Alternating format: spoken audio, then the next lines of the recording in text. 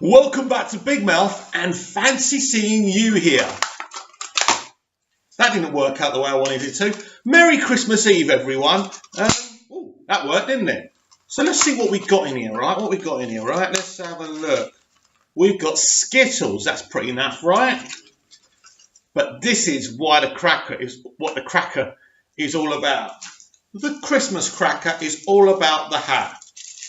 Because if you're not wearing the hat, it's no good. Now, I haven't had a shower yet today. I know, right? But I haven't actually done my hair, so I can put this on. Right, Christmas. For some people, it's a terrible time. People like me, I love it. But you know what the problem with Christmas is? It's the same problem with Valentine's Day, and it's why I despise that time of the day. Or that time of the year, should I say.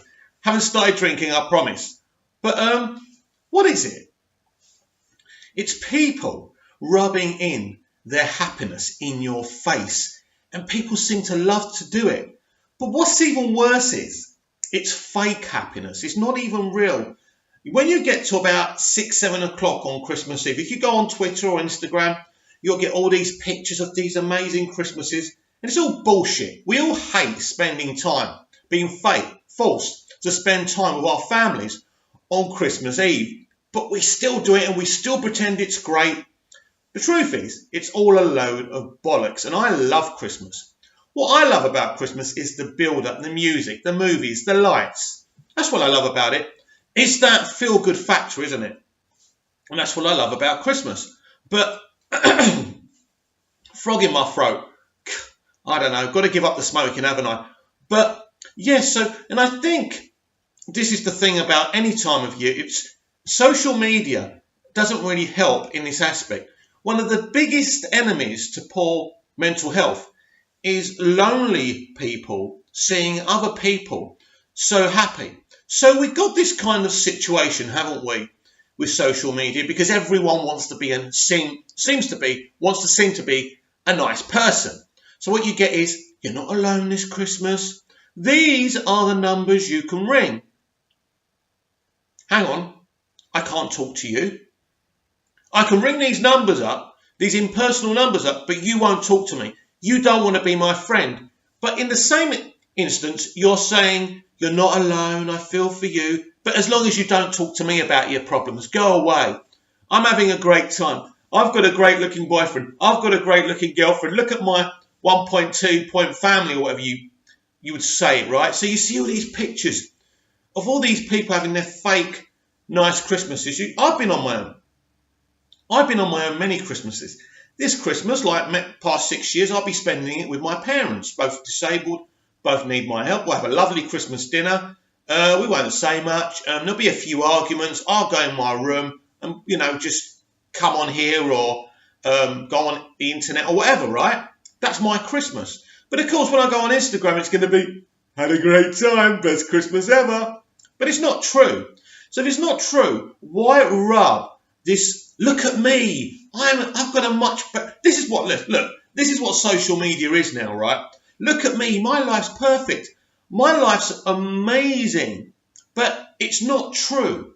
Why can't we be more honest about our lives on social media? I think it would help people who suffer with depression, who are on their own, to see they're not the only ones suffering. That the reality of life is that we're all a bunch of human beings full of water, plodding along, trying to survive. Why pretend it's better than what it is? Sometimes life can be wonderful. My problem with social media also is, especially over the Christmas period, is everyone seems to think that they've got to tell. And it's not just Christmas, actually. Social media seems to be this kind of place where everyone has to tell you what they're thinking, what they're doing. Have you ever been on Snapchat, right, and one of your followers or someone you follow has been to a concert, and they've got these hours and hours of fucking concerts, and you want to go through their stuff because you're polite and you want them to know that you're taking an interest in them, right? But when you start on it, you think, oh my God, and you click again, and you click again, and it's like, oh my God, please kill me now. So I think when I see all this kind of Christmas charity and all this bollocks, right? You're not alone, here are the numbers. How about if you know someone who's lonely, you knock on their door and you sit with them and you drink with them and you make them feel worthwhile, right? It might not be something you want to do. Say imagine this, right? You're a beautiful girl, you're full of life, you're full of personality, right? What if you went round some guy's place and made him feel like you value him, right? Imagine that. Imagine that. A lot of that bitterness would come out. Or if you're a good-looking guy and you know a girl that no one really gives the time of day to. And this is the problem as well with the internet. You've got all these cool, beautiful people, but they only want to know cool, beautiful people. Now, this adds to mental health. This adds to depression and suicide. If you're depressed and you're seeing all these so-called happy people, these beautiful people, and you're not one of those people, of course you want to fucking top yourself. And this is the problem. We need to be a lot more thoughtful when we're posting online about our lives. You need to think about how it affects people. Now, if I dive back to Valentine's Day, when you see all these couple pictures, and it's all bollocks. Look at what my man gave me. My man's amazing. Your man's not amazing. He never posts about you online, but you constantly post about him. He's probably cheating on you. You've probably got a rampant rabbit and you're sticking it between your legs because he doesn't sexually satisfy you. The amount of women who contact me online to have sex with me, I'm not going to lie to you, I get a lot of sex from women and females online, sexually frustrated women who want to talk to someone who values them, who gives them good sex. So I get a lot of attention from women because they know I'm up for that. I'm not moral. If a woman with another guy isn't being satisfied, you deserve to be cheated on. Now, I know this isn't a ho, ho, ho, Merry Christmas message like you were expecting, but I'm an honest guy. So maybe it's Christmas. So half of us love Christmas, right? Like I do.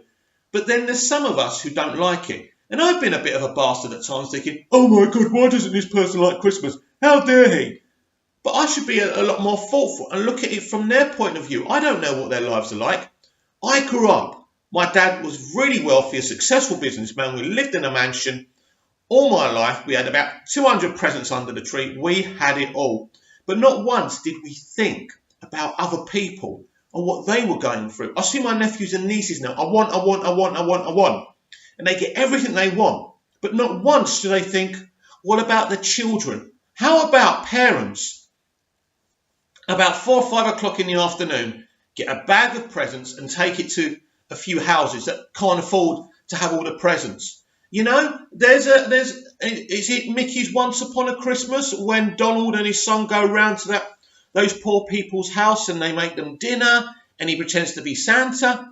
Why can't we all be nicer to our fellow human beings? And if their miracle ain't happening, give them a piece of happiness. But we don't do it. We're all so selfish. So at Christmas, we're all so busy preparing our Christmas for our people, you know, and not thinking about other people. We're so busy in life that we've got no time for anyone anymore. How many times do you see people coming online or coming on here? YouTubers, oh, sorry I couldn't do a video. I'm so busy. Yeah, of course you were. You're just trying to look more important than you actually are, actually. But so a kindness could save one person on Christmas Day or over the Christmas period from killing themselves. So, because when they see you looking amazing, that's why I always make sure I'm ugly. No, joking, but looking amazing, having this fake, great, perfect life. No one has the perfect life. It's bullshit. And if you're down right now, if you're not feeling happy, I want you to realise something. You're not the only one.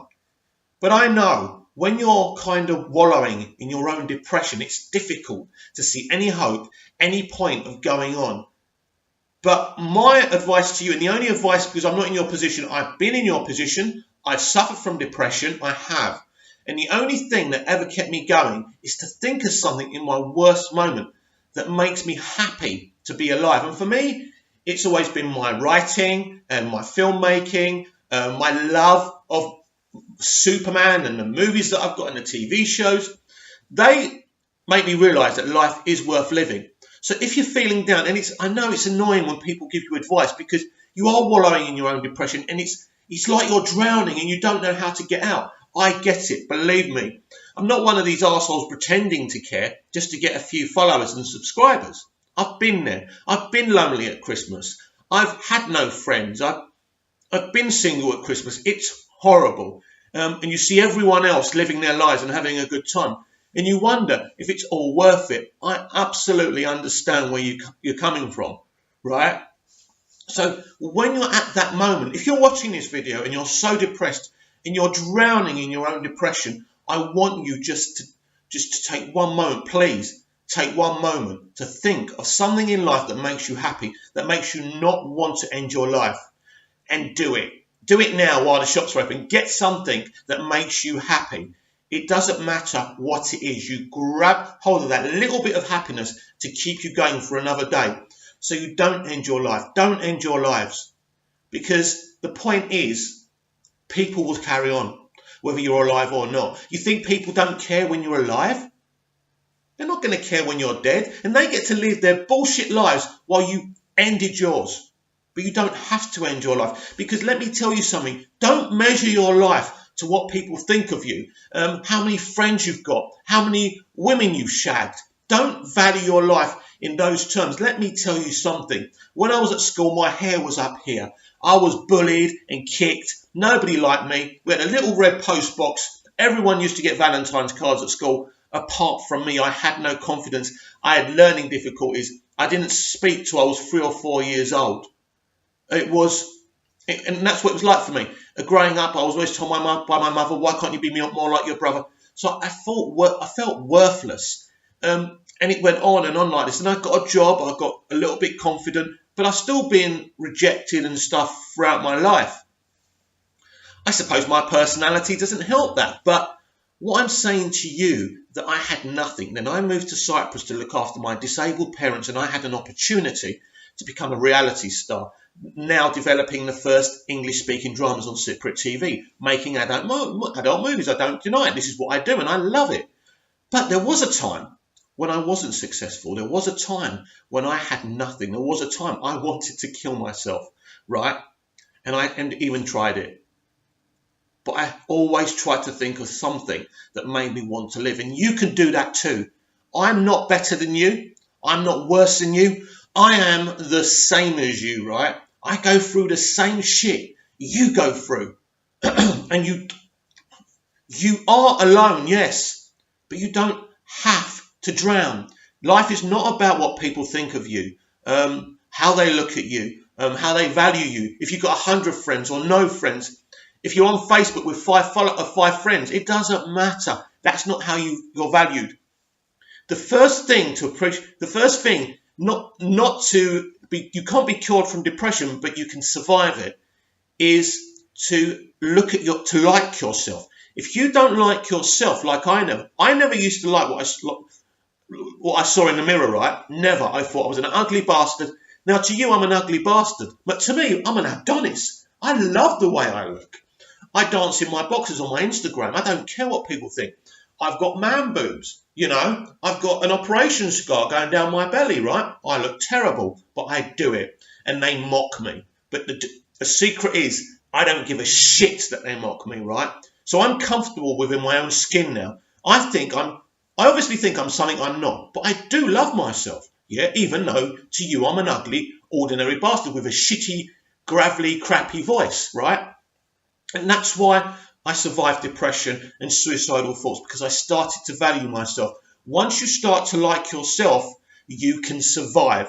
So every time someone puts you down or looks at you a certain way, you've got to think of one thing you like about yourself, one thing you love about life, and embrace it. And slowly, slowly, you'll find more and more and more things. That's what it's all about.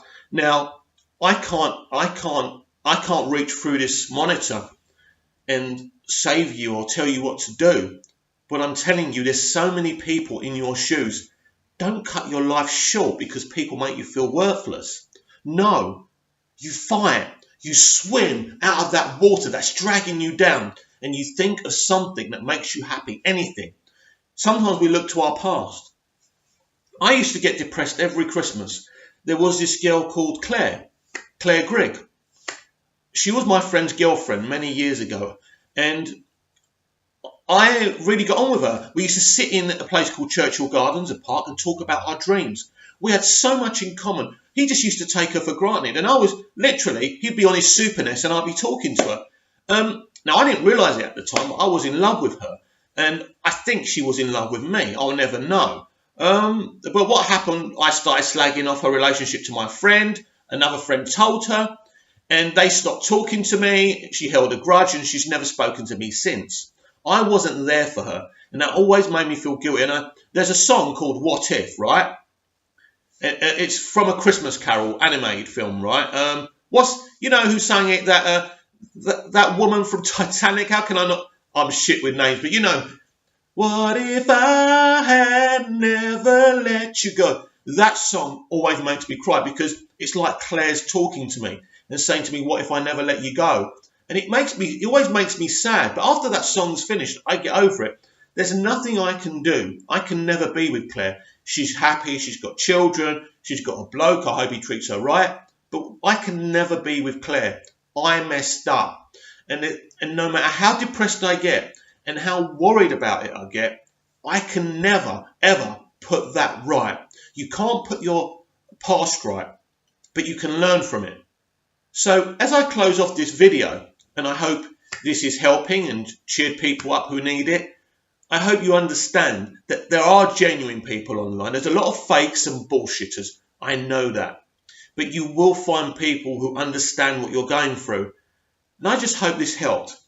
So Merry Christmas Eve, everyone. Now, I'm sure I'll be back with another video today. I think Wonder Woman's finished production, so I want to talk about that. But for now, have a happy Christmas Eve. And just think about one thing that makes you happy. Be good.